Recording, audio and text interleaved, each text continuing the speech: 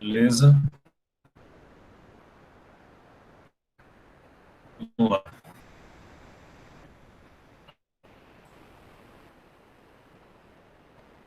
Então, seguindo com o conteúdo do livro do Kuroso, a gente tinha parado da paciência da antiga do livro, e agora a gente vai usar a nova versão.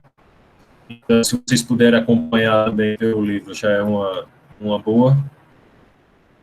Falamos aqui dessas 6 primeiras páginas, não mudou nada dessa sexta edição.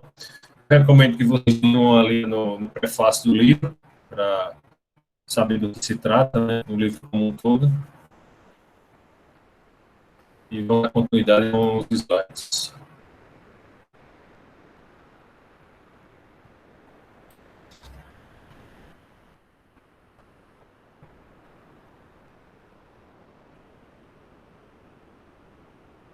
O áudio está bugado. Tem mais alguém que está com dificuldade de ouvir? Deixa eu aumentar aqui um pouco. Responde, pessoal. Se alguém está com dificuldade de ouvir, Laura está com dificuldade de ouvir.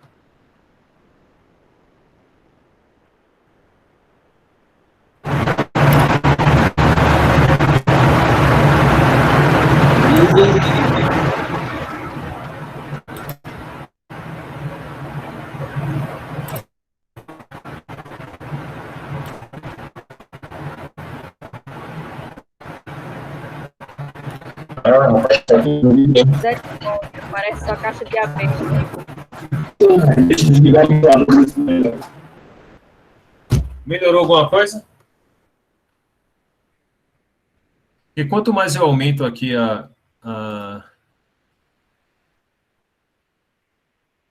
o volume do microfone, mais ruído fica aparecendo. Deixa eu tirar o fone de ouvido. Assim ficou melhor? Ficou. Pronto, beleza. Então era o fone de ouvido. Deixa eu ligar o ventilador novo para não ficar no calor.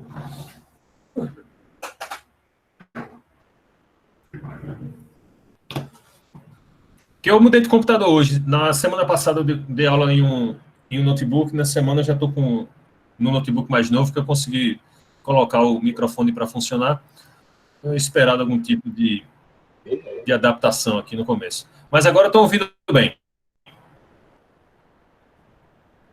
Sim. Beleza. Então vamos lá.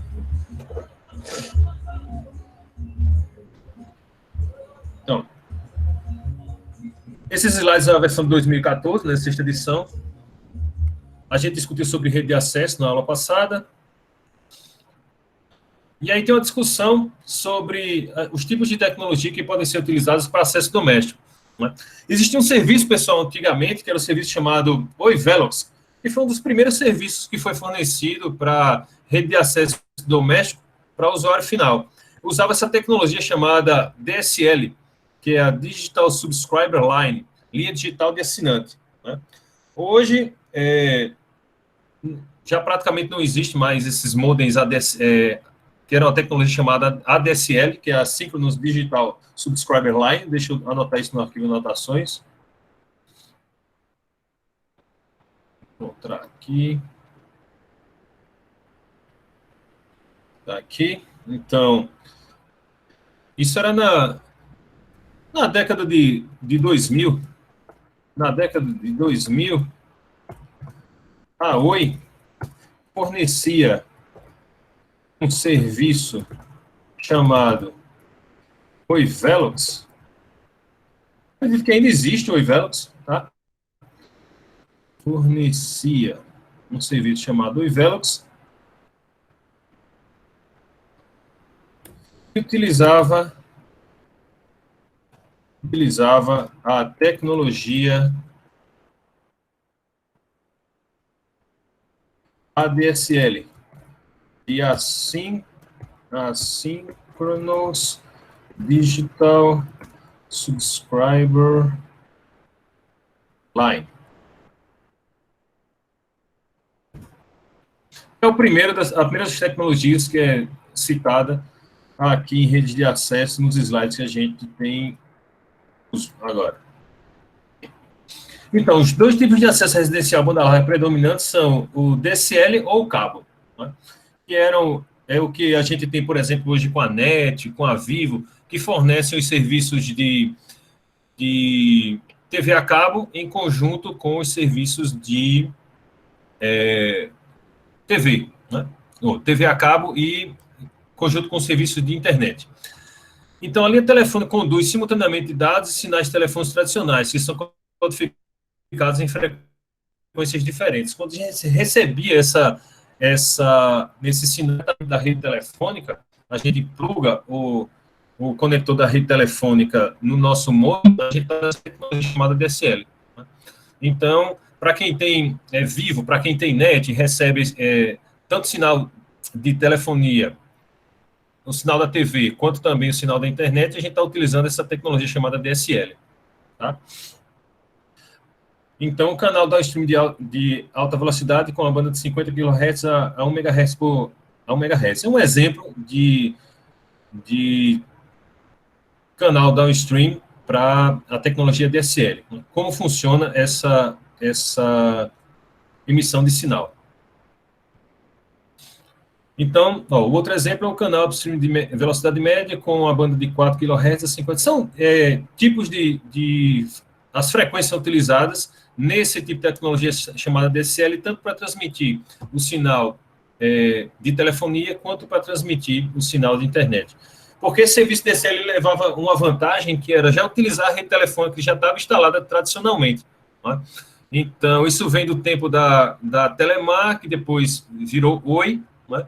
E hoje em dia, a gente praticamente não usa mais o telefone fixo, e a gente usa mais essa conexão da operadora de telefonia para transmitir os dados, em vez de transmitir a voz na rede telefônica. Então, embora o DSL utilize a infraestrutura de telefone local da operadora, o acesso à internet a cabo utiliza a infraestrutura de TV a cabo da operadora de televisão, né? Da conectividade via cabo. O acesso à internet a cabo necessita de modems especiais, né? Então, ou você usa o cabo da telefonia, o cabo de 2 pares, tá? Ou você usa um cabo coaxial que é lançado diretamente da operadora de TV a cabo, né? E a outra opção que a gente usa atualmente já é a fibra, né? Então, está aqui como fica representado no final esse tipo de acesso, o acesso à internet por DSL. Então, aqui a gente tem o telefone residencial, né? Tem o computador residencial, tem o modem DSL. Né? Então, a linha telefônica existente, né? As linhas telefônicas elas funcionam numa faixa de frequência de 4 kHz, tá?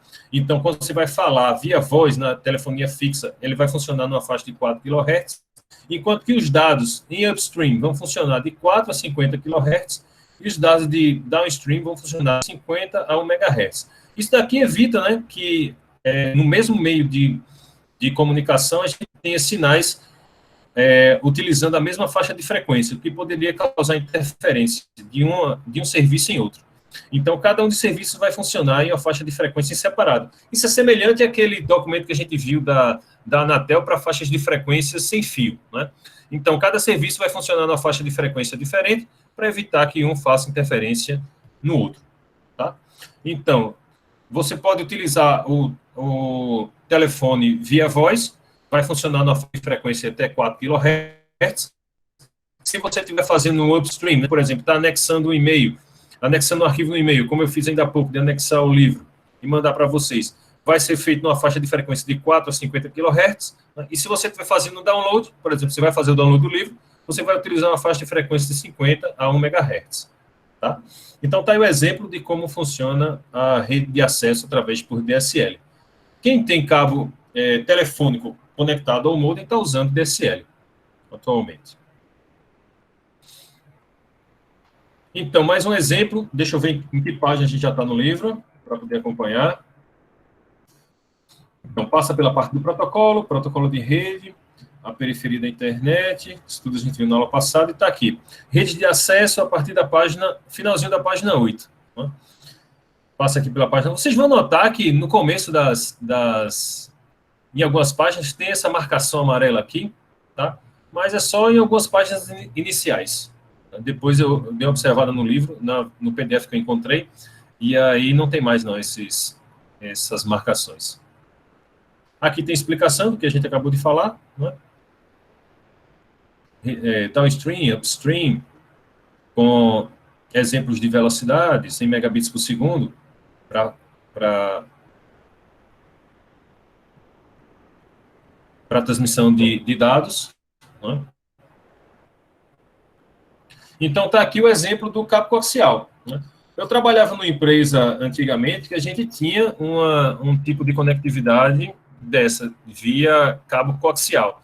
Então, a instalação ela é bem direta, chega o caminhão da empresa, desce aquele rolo com 1,5 metro de diâmetro de cabo coaxial, né? O funcionário empurra o rolo, ele sai rolando pela rua para estender o cabo. Um funcionário vai, sobe até o poste, conecta o cabo, faz esse cabo chegar até a empresa, né? Fisicamente, conecta isso no modem e o sinal chega, né? Isso vai funcionar tanto para cabo coaxial, que é esse cabo semelhante que a gente tem na televisão, né, na TV aberta, TV digital, quanto para a fibra óptica, né? Nos dois casos, o cabeamento chega até o equipamento do cliente, né? Então, isso está sendo mostrado aqui nesse slide, né? Uma rede de acesso híbrida, fibra coaxial, em um determinado momento, em um determinado caminho do enlace, vai a fibra óptica, até que a fibra cessa e tem um conversor para um cabo coaxial. É um exemplo, né, de híbrido fibra coaxial. E também você pode ter diretamente fibra em tudo. Então, aqui está o sinal da internet, aqui o equipamento do terminal de distribuição, né, do provedor, e a distribuição através de cabo de fibra óptica, continuando, ou através de cabo coaxial. Então, esse é o formato de distribuição na estrutura do provedor de dados. Então, já com FTTH, é muito simples, oferece a fibra óptica até a residência, né? É o que é chamado de last mile, tá, pessoal? Última milha. Nessa última milha, geralmente eu uso um tipo de conectividade mais em conta, mas eu também posso utilizar o tipo de enlace de fibra óptica até o final, até a residência do cliente. Sem muito mistério, isso aí já faz parte. Como o livro é de 2014, né, a gente já está em 2020, já faz parte do nosso cotidiano essa questão de chegar a fibra óptica até a nossa residência.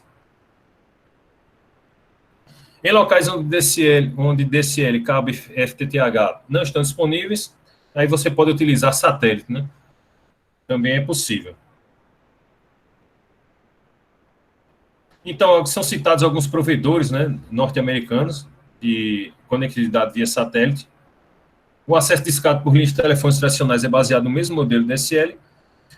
E aí, esse acesso discado, isso nem existe mais, é só por uma questão de manter aqui todo o legado da rede de dados, né? Acredito que vocês não conseguiram, não pegaram essa época de se conectar através de um provedor, de um modem discado. Para vocês terem ideia, né, o limite de acesso em dados era de 56 kbps. Eu usei muito. Usei um modem de 33.6 kbps, depois eu usei um modem de 56 kbps. Um US Robotics, a marca do modem. Então, continuo aqui com exemplos de como o acesso à internet é dado, né? Acesso à internet através de cabeamento à internet, que a gente já viu, de Wi-Fi, né, os meios de acesso que a gente estudou.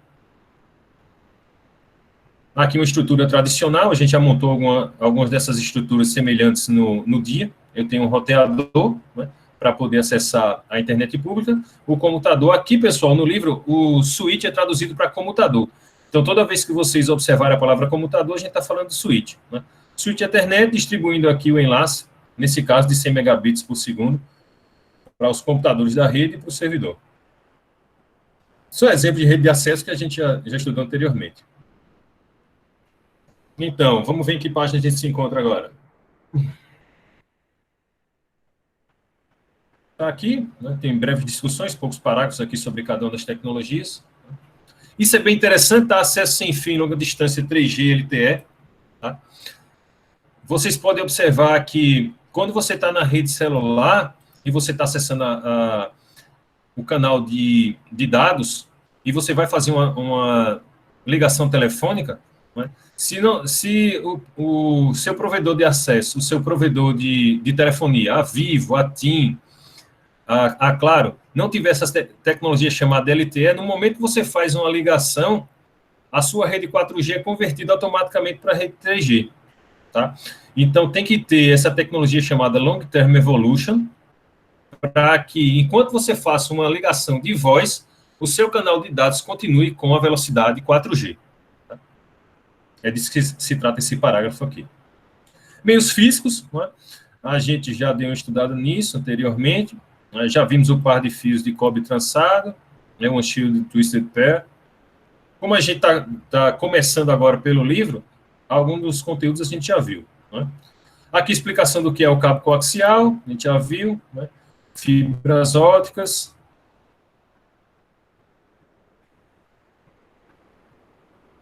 canais de rádio satélite. Aqui tem alguns exemplos que são citados dos padrões de fibra óptica, OC1, OC3, OC12 até OC768, tá? E mostrando aqui algumas das velocidades. Claro, com o cabeamento de cobre, a gente consegue velocidades bem mais resumidas, bem mais limitadas do que com o cabeamento através de fibra óptica. Isso também é de conhecimento geral. Canais de rádio terrestre, né? Alguns de vocês acho que usam os sinais de rádio, né? Quando não tem a possibilidade de chegar ao cabeamento, a gente usa esse tipo de rádio ou conectividade via satélite, que é a tecnologia mais cara. Então, aqui nesse item 1.2 do livro, existe essa discussão sobre os meios de acesso. E vai da página... Vou pegar aqui. Da página 7, cobrindo toda essa parte de DSL, parte de cabo coaxial, cabo de fibra óptica, LTE, até a página 16. A gente está indo rápido nesse conteúdo, porque boa parte dele a gente já tinha visto. Então, chega no núcleo da rede. E aqui vai ter uma parte teórica mais interessante, tá? Mais diferente. Então, no núcleo da rede, então note que o foco agora sai da rede de acesso, e agora a gente vai falar do núcleo, dos roteadores, que promovem a conectividade em redes de computação de pacote. Então, a gente apresenta esse conceito de comutação de pacote. Em uma aplicação de rede, sistemas finais trocam mensagens entre si. A gente viu isso, né? Dependendo da camada onde a gente tenha, a gente muda o nome do dado. Na camada de aplicação, a gente chama de mensagem. Na camada de transporte, a gente chama de datagrama. Na camada de rede, a gente chama de pacote. Na camada de enlace, a gente chama de quadro. E na camada de física, a gente chama de sinal. Então, para enviar uma mensagem do sistema final de origem para o sistema final de destino, o originador, né, do tráfego fragmenta as mensagens longas em porções de pacotes menores, denominados pacotes. Tá? Então, quando chega na camada de rede, existe uma unidade chamada MTU. Vou colocar aqui no arquivo de anotações.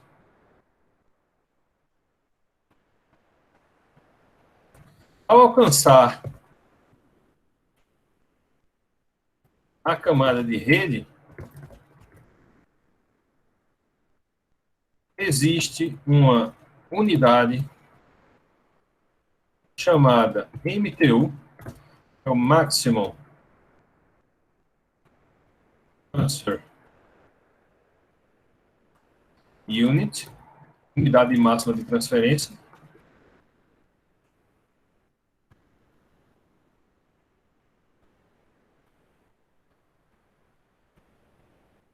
Transferência. E é o tamanho do pacote que é transmitida na rede. Então, independentemente do tamanho do arquivo que você deseja transmitir, ele será quebrado, ou ele será particionado em unidades menores do tamanho do MTU. O tamanho padrão é de 1.500 bytes.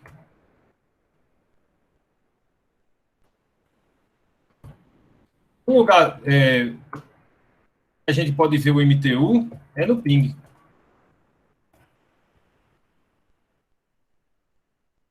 Não está sendo exibido aqui.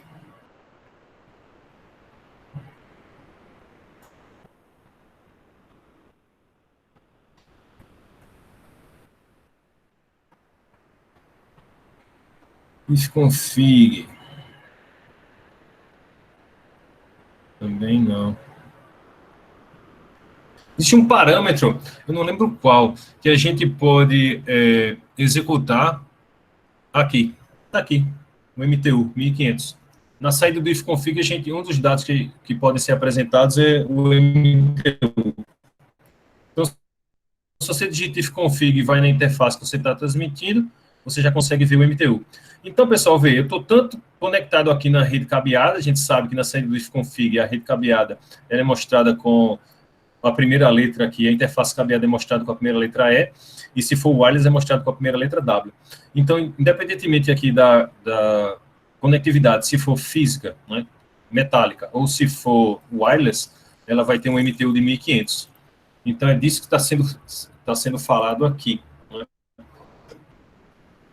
Para enviar uma mensagem do sistema final de origem para o destino, o originador fragmenta mensagens longas em porções de dados menores denominadas pacotes. Tá?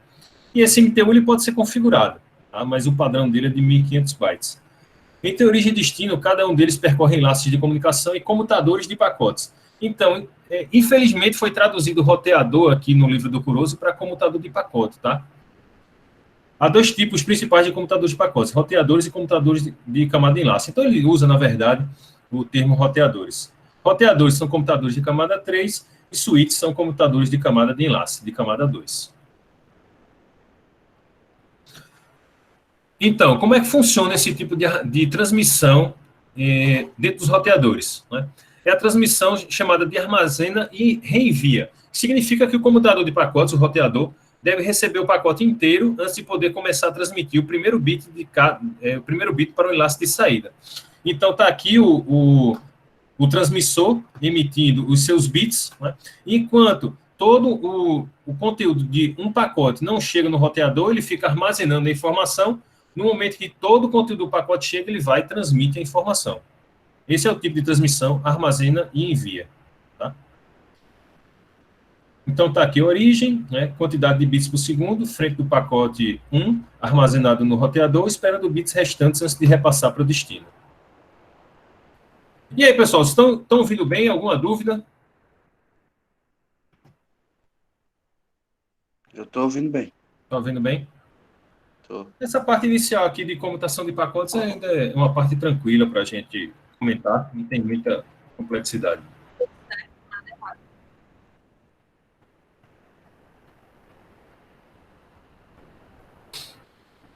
Então, está aqui mais uma ilustração da rede de comutação de pacotes. Né? A figura abaixo ilustra uma rede simples de comutação de pacotes.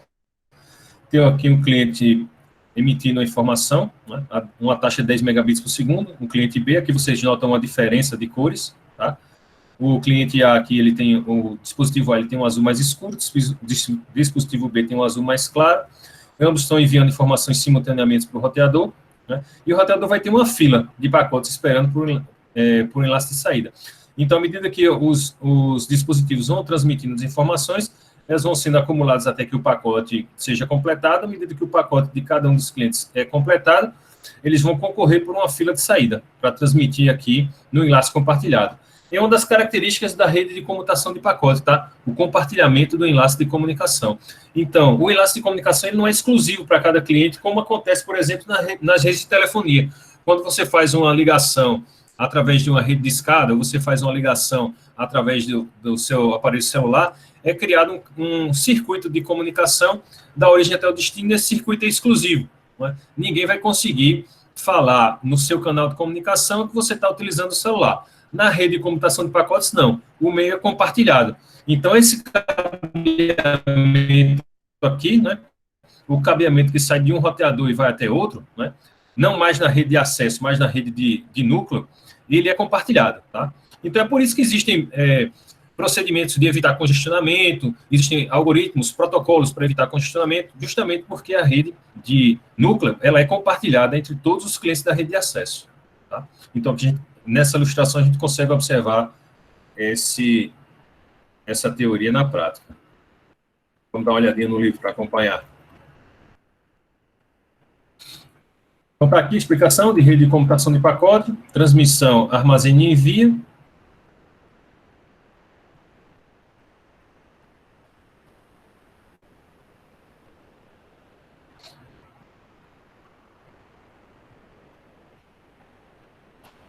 E aí tem uma discussão sobre atraso de fila e perda de pacote. Isso também é interessante.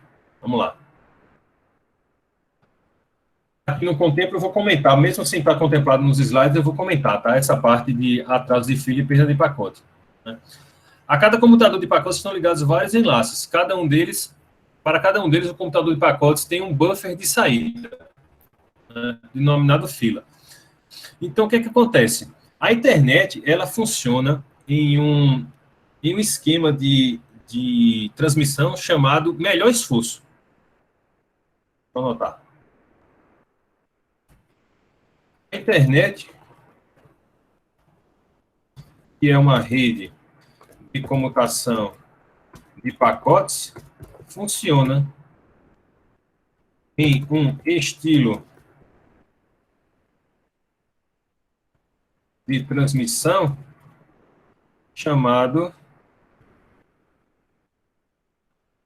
de melhor esforço. Em inglês, best effort.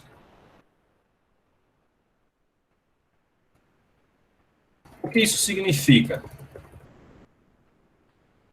Enquanto os roteadores possuem memória para bufferizar, armazenar temporariamente,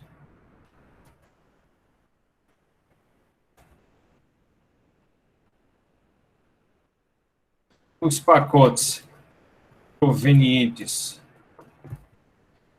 dos clientes, ele o fará.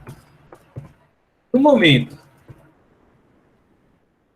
em que, porventura, a memória...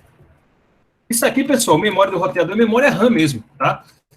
Mais na frente a gente vai utilizar um simulador de roteador, né, o chamado Packet Tracer da Cisco, e a gente vai poder observar essa quantidade de memória dos roteadores. Né? Então, no momento em que, porventura, a memória RAM do roteador destinada para buffer, para armazenamento temporário dos pacotes dos clientes que estão chegando, cessar, ele simplesmente descarta o pacote. Né? No momento em que, porventura, a memória RAM do roteador destinada para buffer se esgotar, o roteador descarta o pacote, visto que não há como armazená-lo temporariamente.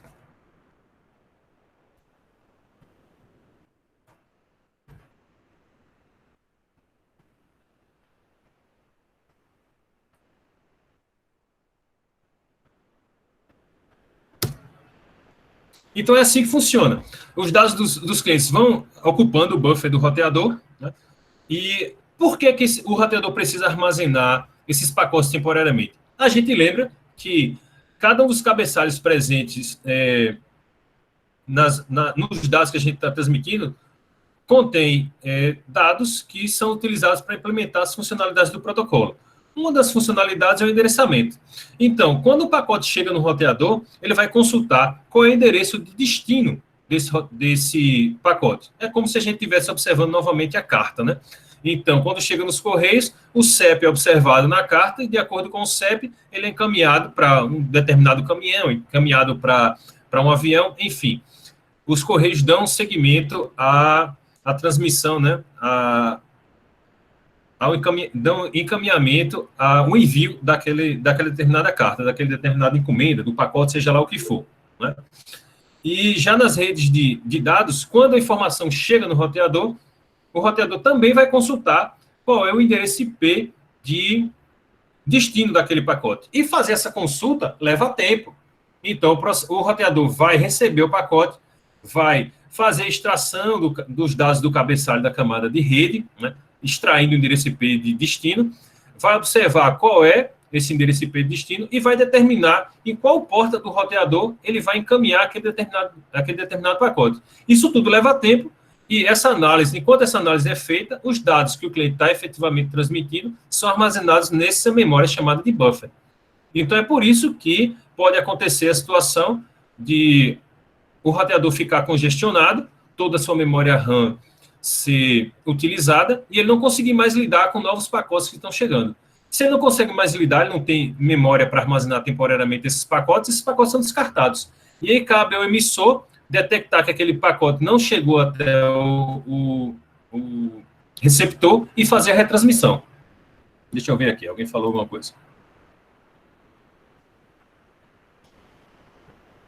Estou indo para a fazenda, chego já, fica à vontade. Beleza, vamos lá. Então, pessoal, entender esse conceito de melhor esforço, esse conceito de melhor esforço é como a internet realmente funciona, tá? Então, é por isso que existem situações em que a conexão fica lenta, né? Pode ser motivada por essa condição de congestionamento dos roteadores, de não ter mais memória RAM para bufferizar os dados dos clientes. Né? Isso é um conceito bem introdutório sobre como funciona a rede de comutação de pacotes na internet, tá? Com o conceito de melhor esforço. Então, está aqui. A internet, que é uma rede de comutação de pacotes, funciona no estilo de transmissão chamado melhor esforço, best effort. O que isso significa? Enquanto os roteadores possuem memória para bufferizar, armazenar temporariamente os pacotes provenientes dos clientes, ele o fará. No momento em que, porventura, a memória RAM do roteador destinada para buffer se esgotar, o roteador descarta o pacote, visto que não há como armazená-lo temporariamente. Né? Lembrando que esse armazenamento temporário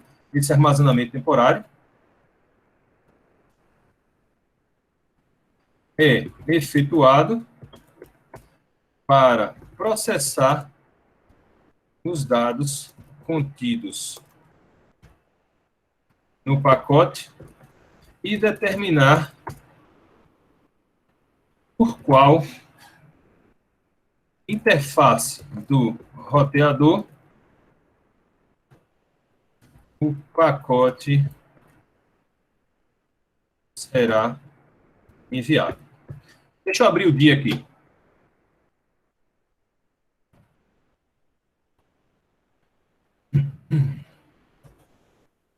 Ó, aqui, né, a gente já está acostumado a utilizar o dia. Vamos fazer um exemplo aqui de como isso funciona. Então, eu tenho aqui diversos roteadores no núcleo da internet. A internet pode ser representada por uma nuvem. Está aqui.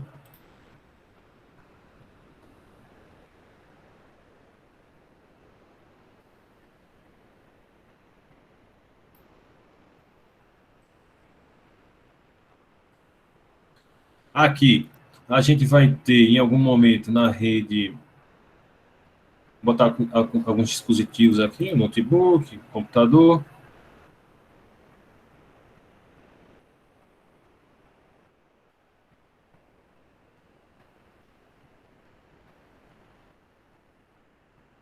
E a gente vai ter um computador aqui, um switch. Tá aqui. Tudo isso ligado. Vou aumentar o tamanho desse rapaz aqui.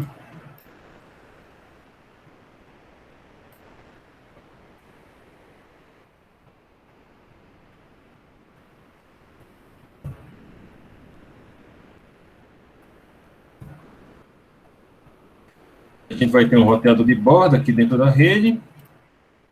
Vai se conectar aqui. A partir desse momento, a gente tem aqui as conexões no núcleo.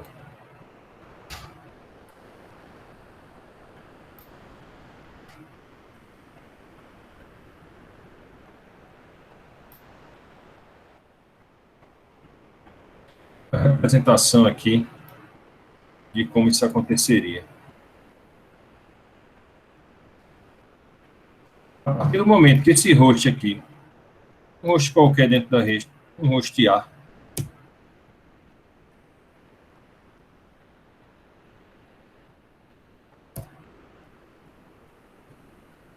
fosse transmitir dados, como esse notebook aqui, os dados começariam a ser emitidos do notebook, passariam pelo switch da rede local, porque ele está conectado, partindo do princípio que a rede de acesso é uma rede metálica, iria até o roteador de borda e entraria aqui na internet.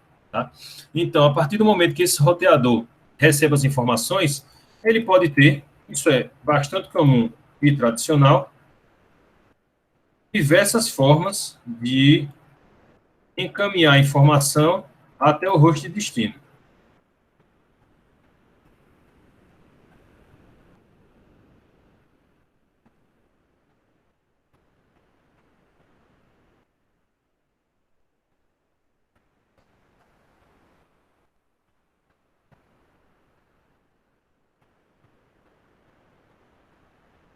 Pronto, está aqui. Então, a gente vai nomear também esses roteadores, chamar isso aqui de R1. Seria interessante que já ficasse o tamanho da fonte. Eu quero 40 pt. Então, esse é o roteador R1. Temos aqui o roteador R2. O roteador R3. Então, ao chegar nesse primeiro roteador aqui, que a gente vai chamar de R0, chega aqui o pacote do cliente. Aqui o pacote. Foi transmitido do host A, passou pelo switch, passou pelo roteador e chegou até o roteador R0. Ao chegar no roteador R0, aqui a gente vai ter o cabeçalho do pacote. Imaginemos aqui que a gente está vendo o cabeçalho do pacote. E aqui, o endereço de destino dele, por exemplo, vai ser 201.15.0.1. Tá?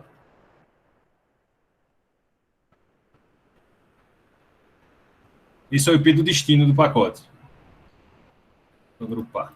Então tá aqui, saiu do roteador já com esse destino. Chegou aqui no roteador R0, o roteador R0 pode enviar informação por R1, por R2 e por R3, tá? Uma das informações que vai determinar se o pacote será transmitido para um desses três roteadores é o endereço IP de destino, tá? Existe uma tabela chamada tabela de roteamento, num determinado roteador, e essa tabela vai dizer, se a rede de destino for uma determinada rede, né, uma rede 1, 2, 3, ele vai ver a informação por diferentes interfaces do roteador. Tá? Então, a gente vai nomear também as interfaces aqui. Vou chamar essa interface aqui de interface S1, interface S2, interface S3.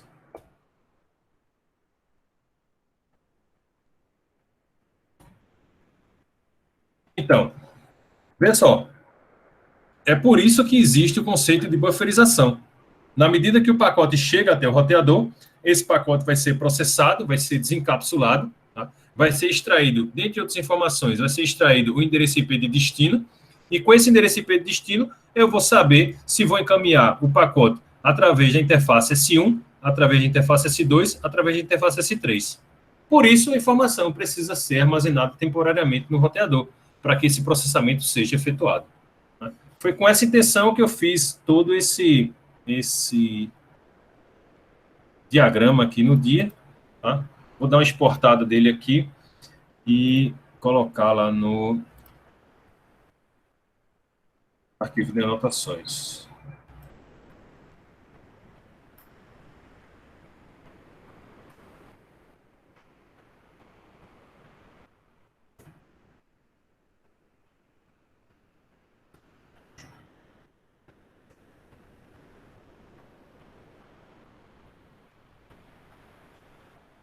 Olá.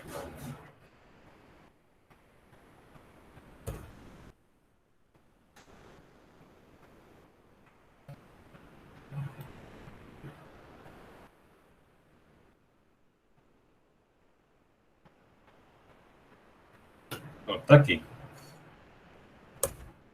Eu deixo aqui como exercício para vocês. Descreva como funciona o processo de bufferização no roteador da figura, no roteador R0 da figura. Deixa eu botar aqui um labelzinho, né?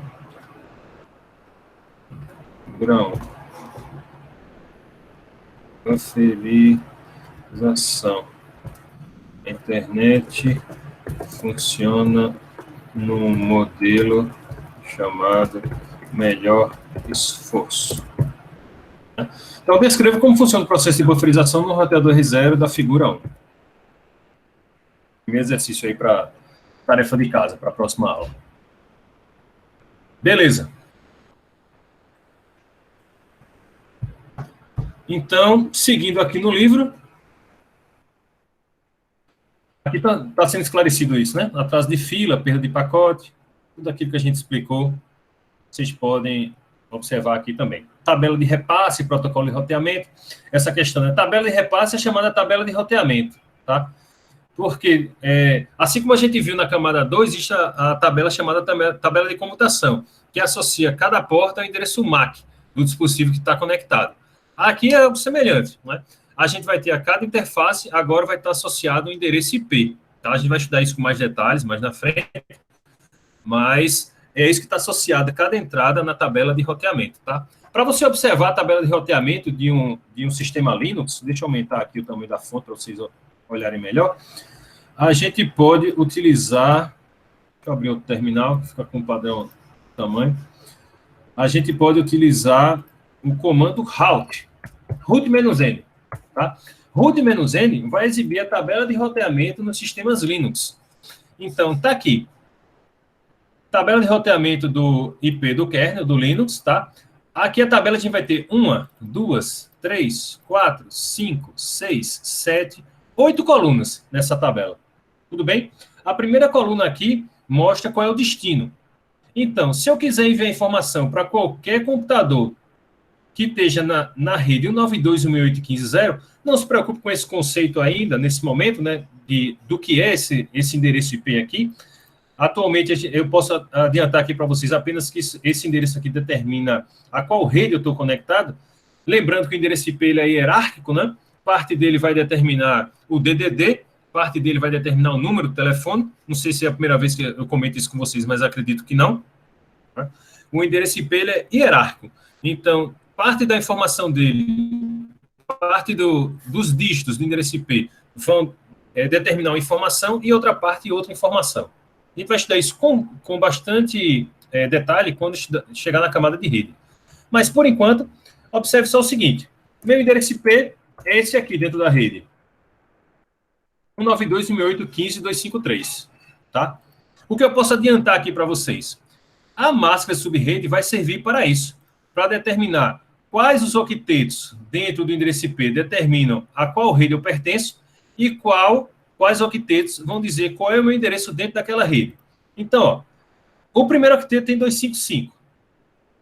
O primeiro octeto do endereço IP é 192. O segundo octeto tem 255. O segundo octeto do endereço IP é 168. O terceiro octeto da máscara tem 255. O terceiro octeto do IP tem 15. O que é que isso quer dizer? Onde tem 255, quer dizer a rede a qual eu pertenço.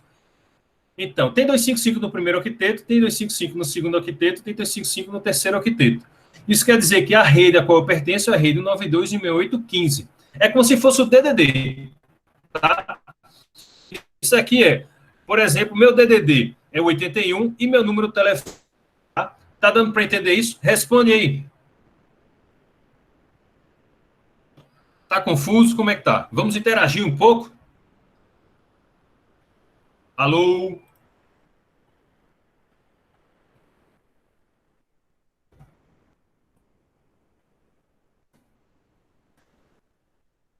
Cri, cri, cri, cri, cri.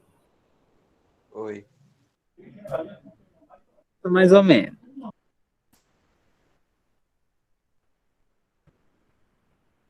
mais ou menos. Veio. Mas é aquilo que eu disse, né? Não se preocupe nesse momento com isso, porque a gente vai ver isso com mais detalhes. A única informação que eu peço que vocês associem agora é: nós já tínhamos visto na saída do comando ifconfig o endereço IP e o endereço MAC. Confere?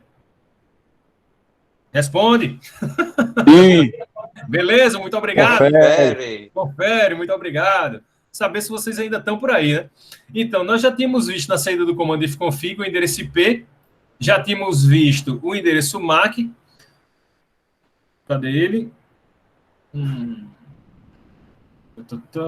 Tá aqui no campo Ether, o endereço MAC. Hoje nós já vimos o conceito de MTU, Maximum Transfer Unit, né? O tamanho máximo dos pacotes na camada de rede. E agora a gente está vendo também esse conceito de máscara de subrede, tá? Então, vamos lá. Já tínhamos observado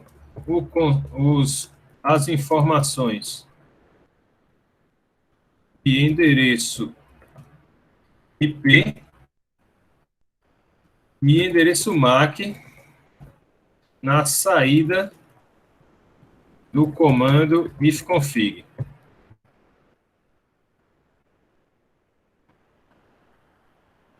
Na aula de hoje,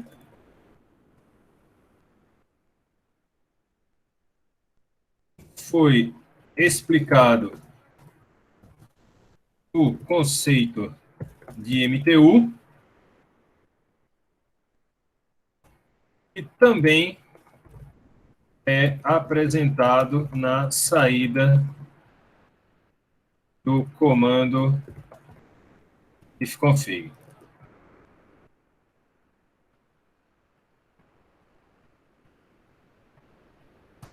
Uma outra informação é a máscara de subrede. Ora, o endereço IP é hierárquico.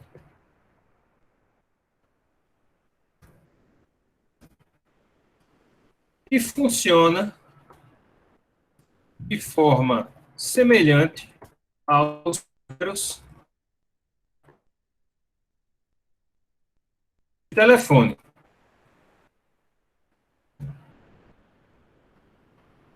Há o DDD, que identifica o estado, unidade federativa,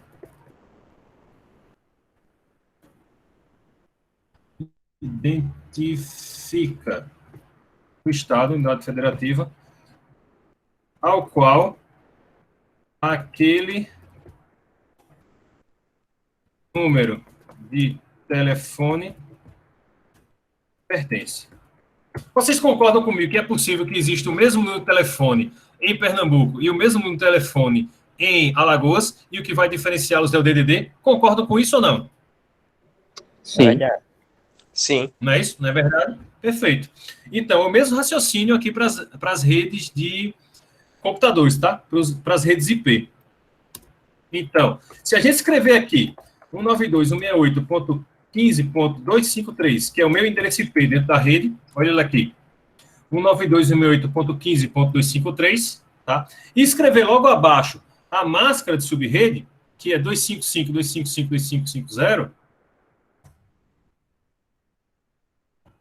a gente vai observar aqui que o primeiro, o segundo e o terceiro octetos estão com 255. Aqui. Isso quer dizer que os três primeiros octetos, pertencentes ao endereço IP, eles vão determinar o meu DDD, ou seja, a qual rede eu pertenço, a qual rede IP. Então, note, os três primeiros valores do endereço IP determinam apenas a qual rede eu pertenço. E apenas o último octeto vai determinar o meu endereço dentro daquela rede. É justamente onde tem 0 na máscara de subrede. Então, já existia curiosidade de vocês, né, por perguntar o que era a máscara de subrede anteriormente, e é para isso que ela existe, tá?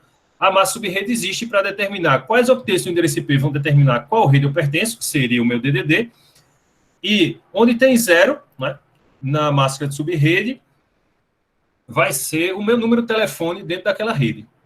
Então, essa é a analogia. É uma analogia direta com o sistema de telefonia. Claro, isso aqui é só uma introdução, tá? É bem rasteira ainda sobre como funciona essa questão da máscara de subrede. Tá? Mas ela é importante porque ela aparece aqui na saída da tabela.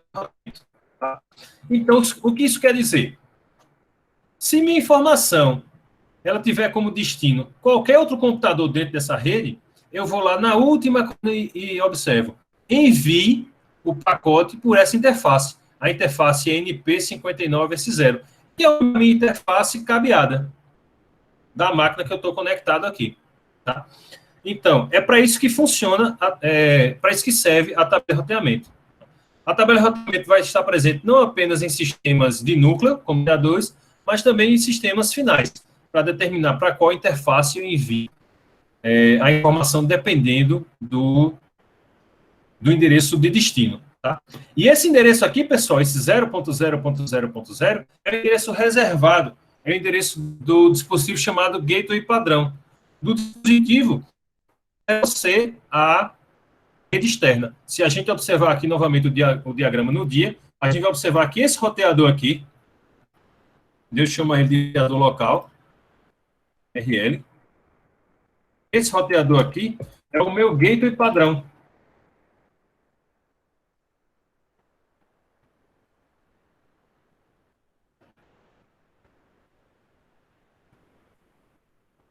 O gateway padrão é o dispositivo que leva você para a rede externa. É para isso que existe o gateway padrão.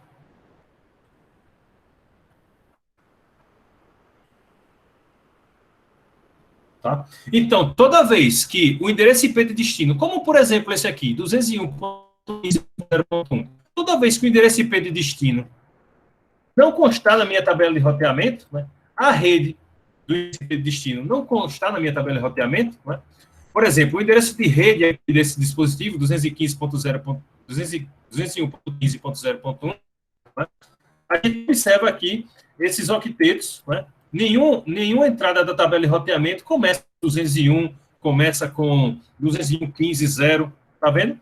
Nenhum deles começa com esse prefixo. Então, o que isso quer dizer? Quando a informação chegar nesse gateway padrão aqui, e o endereço IP de destino for esse, ele vai observar, tem alguma entrada começando com 201 aqui? Não. Se não tem nenhuma entrada para essa rede de destino, né, para a rede a qual esse pacote vai ser emitido, eu envio informação para o gateway padrão.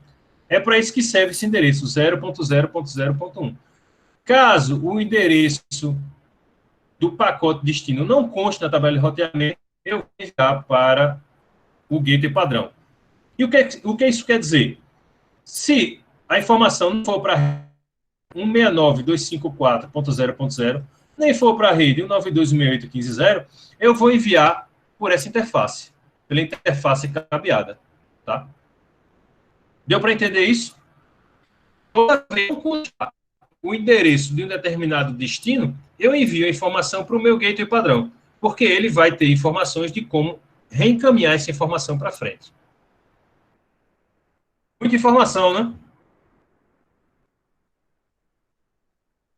Bocado. É isso que está sendo contemplado aqui, né? Tabela de repasse e protocolo de roteamento, né? Está sendo contemplado isso. Está sendo explicado, né? Na internet, endereço IP, né? Quando o sistema final de origem enviar a origem inclui o endereço IP destino no cabeçalho do pacote, a gente já tinha até contemplado isso, né, em aulas anteriores. Aqui tem uma explicação, né, de como esse sistema de roteamento é feito, fazendo analogia com o sistema de Deus, e vocês vão poder observar essas informações. Tá? Deixa eu fazer aqui, registrar aqui a saída da tabela de roteamento no arquivo de anotações.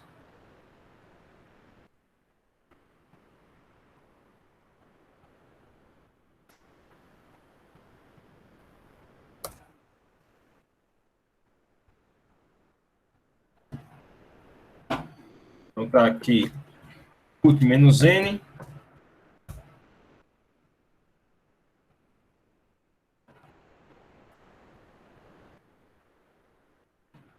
Diminuir o tamanho da fonte para caber tudo em linhas. Bom, já estamos ficando habituados, né, com relação a essa questão da verificação de saída de comandos. A gente tem feito isso desde a primeira aula. Então, a saída do comando root-n exibe a tabela de roteamento, chamada no nosso livro texto de tabela de repasse. Mas veja, essa tradução não é uma tradução boa, tá? Tabela de repasse, porque o termo mais utilizado, né, na área é tabela de roteamento. Deixa eu botar até aqui a página. Página 9. A partir do comando root-n exibe a tabela de roteamento.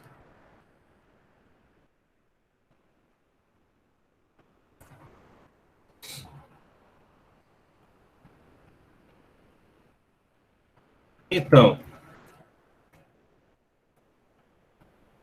o endereço IP da máquina onde o comando foi executado é o 192.168.15.253.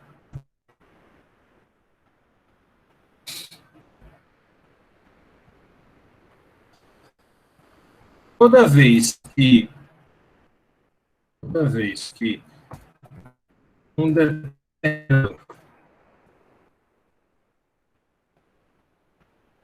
uma determinada transmissão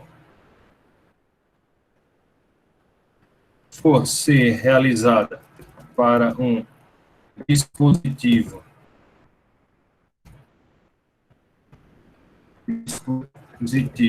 da mesma rede,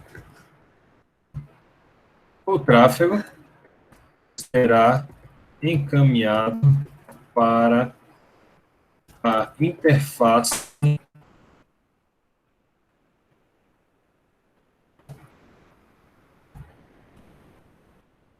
Eu pergunto a vocês, vê, vou dar um zoom aqui. Essa tabela de roteamento que está sendo apresentada, um host que está conectado à rede 192.168.15, eu posso ir tanto pela interface cabeada, quanto pela interface não cabeada. Tanto pela interface ENP59S0, quanto pela WLP60S0. Né? E como é que o computador, o Linux, né? Como é que o computador vai decidir? Posso ir tanto pela interface quanto pela interface wireless. Eu estou conectado simultaneamente à rede por essas duas interfaces. Como é que ele decide? Ele decide com essa informação chamada métrica. Quanto menor for a métrica, maior vai ser a prioridade de encaminhar um pacote por aquela determinada interface. Tá? Porque poderia acontecer essa situação, em que eu poderia ter somente uma interface para aquele determinado destino. Tá? Então, no caso em que eu tenho mais de uma interface para um determinado destino, a interface que tiver a menor métrica vai ter a maior prioridade. Então, toda vez que eu quiser encaminhar uma informação para um endereço de destino dessa rede, eu vou encaminhar pela interface cabeada, tá? Porque ela tem uma métrica menor, logo ela tem maior prioridade. Tá? Uma tabela de roteamento, pessoal, poderia ter de um roteador, ela vai ter aqui dezenas de entradas com endereços de rede diferentes. Mais na frente vai ficar tudo mais claro, porque a gente vai entender esse conceito de endereço de rede. Por enquanto, eu peço que vocês observem apenas aquele conceito de analogia com o DDD. Tá? Toda vez que eu quiser enviar informações para dispositivos cujo DDD seja 192.168.15, cujo todos os octetos onde tem 255 na máscara sejam iguais à minha, eu vou enviar para NP59S0. Se os octetos se os valores dos 3 primeiros octetos não forem iguais aos que estão apresentados na tabela de roteamento, eu vou encaminhar a informação para o endereço do gateway padrão, que é o 0.0.0.0. É assim que funciona o algoritmo da tabela de roteamento. Chegou um pacote, por exemplo, chegou o pacote aqui, 255, com endereço de destino 255.15.001. Como é que funciona o protocolo da tabela de roteamento, o algoritmo da tabela de roteamento? O endereço de destino é 215.15.0.1. Sim ou não? Responde aí.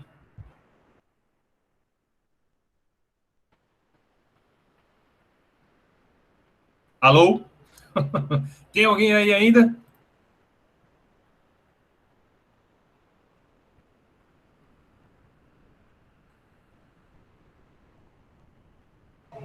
Sim? Beleza. Então, ó, se o endereço de destino aqui for 215.15.0.1, como é que vai funcionar o algoritmo da tabela de roteamento? As primeiras linhas do gateway padrão são ignoradas de início, e eu observo 215.0.1 é igual a 169.254.0? Não. Eu vou para a próxima linha da tabela de roteamento. 215.15.0 é igual a 192.168.15? Não. Eu vou para a próxima linha da tabela de roteamento. E aí esse algoritmo vai rodar todas as linhas, né? Se ele encontrar nenhuma coincidência, 215.15.0, né? Eu vou enviar informação para o gateway padrão. Ou seja, eu envio informação para o dispositivo 192.168.15.1, que é o endereço do gateway padrão na minha rede local. Seria aqui o endereço do gateway padrão.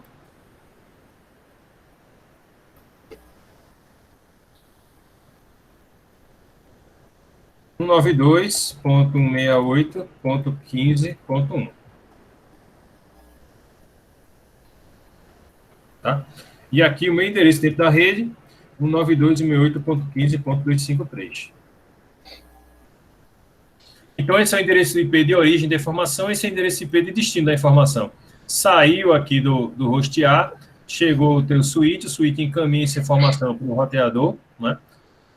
Para o roteador RL, e aí, quando chega no roteador RL, ele vai observar a tabela de roteamento, e dependendo do endereço IP de destino, como é o caso, 201.15.0.1, ele vai encaminhar a informação.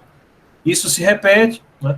Aqui no roteador R0 também vai ter uma tabela de roteamento, ele vai observar para onde deve encaminhar o tráfego proveniente da rede, ou melhor, para onde deve encaminhar o tráfego cujo destino é a rede 201.15.0, e vai determinar, seja se for pela interface S1, pela interface S2 ou pela interface S3. É para isso que funciona essa tabela, chamada tabela de encaminhamento, que está contemplada aqui na página 19, tabela de repasse, perdão, que está contemplada aqui na página 19 do livro do Kurosu. Tá.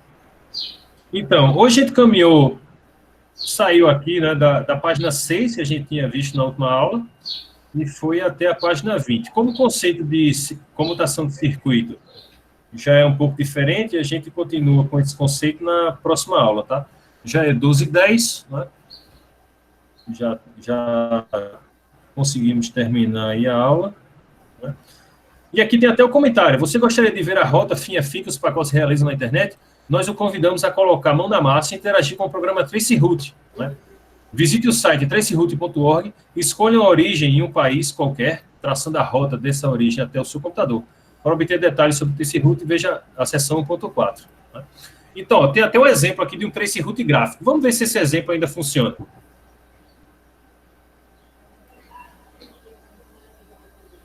Traceroute.org.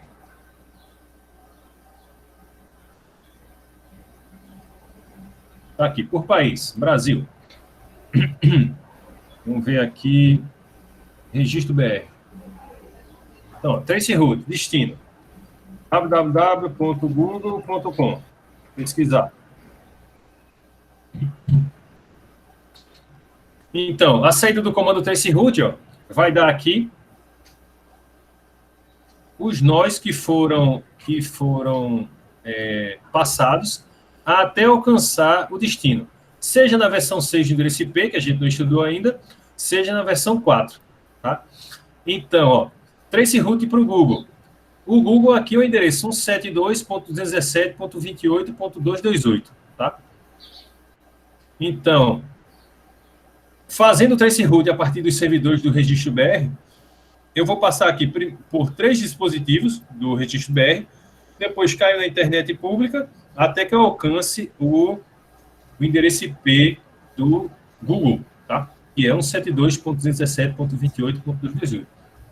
A gente já tinha tentado utilizar o traceroute em aulas passadas, né? Acho que já tem até no arquivo de anotações algumas saídas sobre o traceroute. Sim ou não? Foi, a gente usou. Sim. Usou, né? Traceroute. Mas é a primeira vez que a gente registra algo sobre ele aqui no arquivo de anotações.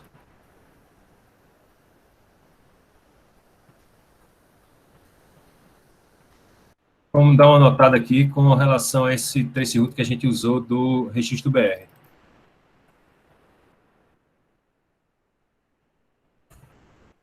Para observar todos os roteadores pelos quais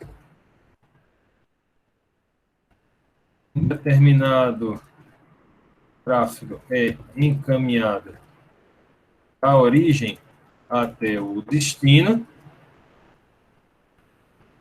podemos utilizar o comando traceroute. Há diversos sites que permitem executar esse comando. Um deles é o do registro BR. Já conhecia o registro BR? Não. O registro BR é onde você vai registrar domínios que terminam com .br. Né? Então, se você tem um site, por exemplo, www.uol.com.br, o UOL registrou esse domínio no site Registro BR, que faz parte do CGI, que é o Comitê Gestor da Internet do Brasil. Tá? Eu sei quem registrou o registro.br. Exatamente. O CGI, aqui, ó, o Comitê Gestor de Internet no Brasil, é o que é responsável por registrar todos os domínios que tem o .br no fim. E quem coordena todos esses registros no mundo é um órgão chamado ICANN. Tá aqui. Ele se carrega. Tá? Então, esse órgão chamado ICANN, que é responsável por centralizar todos os registros dos domínios do mundo. É um órgão também que tá associado aos órgãos de padronização e funcionamento da internet. Professor, Tá? Então, o registro BR, ele responde ao ICANN. Oi. aí se um site não tem o BR, ele é só .com e acabou, aí vai para esse CAN. Não, aí você procurar algum provedor que registre domínios.com, tá? A gente vai ver isso mais na frente com mais calma, mas se você quiser registrar, não procurar, existem vários, tá? Vários órgãos de registro que são capazes de registrar domínios.com, tá? Por enquanto, a gente limita apenas aqui para o Brasil, né, para o .br, que não era nem top da aula de hoje, só entrou como comentário porque a gente acessou o site do Registro BR. Mas a gente vê como é que é esse funcionamento do registro de domínios quando a gente chegar no tema DNS, que é tema do capítulo 2 do livro do Kurosa. Tranquilo? Mas, por enquanto, se você quiser procurar, é só você procurar, né? Como registrar um domínio.com. Aí você vai ver diversos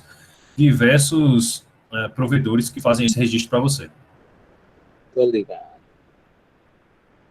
Beleza. Então, deixa eu voltar aqui para as anotações. Um deles é o registro BR. Deixa eu fazer um print aqui.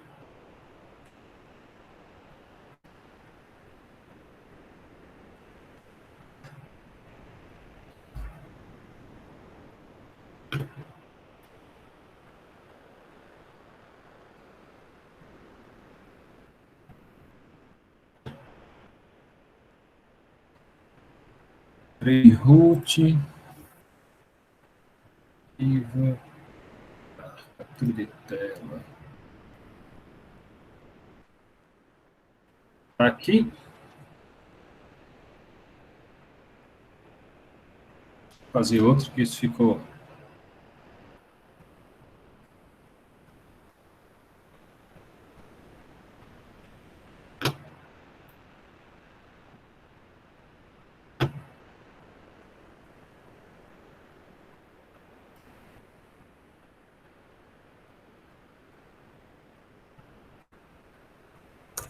A imagem abaixo.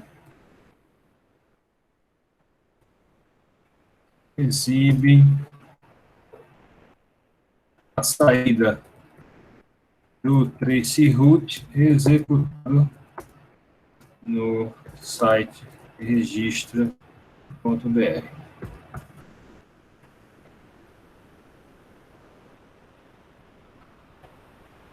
Como pode ser observado,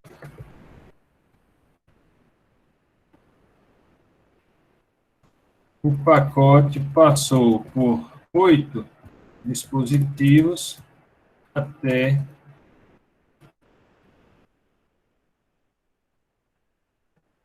alcançar o destino.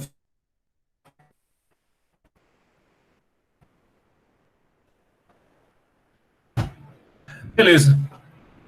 Então, hoje a gente contemplou aí a seção 1.3 do livro do Kurosa. Né? Foi até a seção 1.3.1, comutação de pacotes, né? Vimos aqui rapidamente também o tema que a gente já tinha visto em aulas anteriores, né, que são as redes de acesso. A gente complementou com comentários sobre a tecnologia DSL, comentamos também o que é a tecnologia LTE. Tem aí mais uma fonte de leitura para vocês sobre as redes de acesso. Né? Além do cabo UTP do meio metálico, a gente também viu o cabo coaxial, né, utilizado anteriormente por provedores de TV a cabo, que também forneciam conectividade com a internet, fibras óticas. Com relação às redes sem fio, também vimos os canais de rádio terrestre e canal de rádio por satélite, que a gente só tinha comentado a Wi-Fi, né, a rede local. Começamos aqui a discussão sobre o núcleo da rede, vimos o conceito de comutação de pacote, né, o meio compartilhado, o que causa atraso nas filas, o que causa perda de pacote, né, a questão do esgotamento do buffer, do funcionamento do best effort, e fizemos um comentário sobre tabela de roteamento com exemplo e como ela funciona, né, em sistemas Linux, apresentando tabela de roteamento, um exemplo de tabela de roteamento em sistemas Linux. Ok, pessoal? 12h20, a gente pode encerrar por aqui, tá? Deixa eu ver aqui como é que está. Ainda somos 18 aqui no canal. Então, para quem perdeu a conectividade ou para quem não... deveria, né, Yasmin? Mas tá com o SIGA desabilitado. Né? No começo eu devia ter feito um print de quem estava, porque chegou a 20 e tantos alunos. Mas aí a gente vê como registrar isso no momento em que o SIGA voltar. Tá? E na próxima aula eu tomo cuidado para registrar logo no início quem estava presente e quem se afastou depois. Vou parar a gravação agora para a gente continuar a conversa.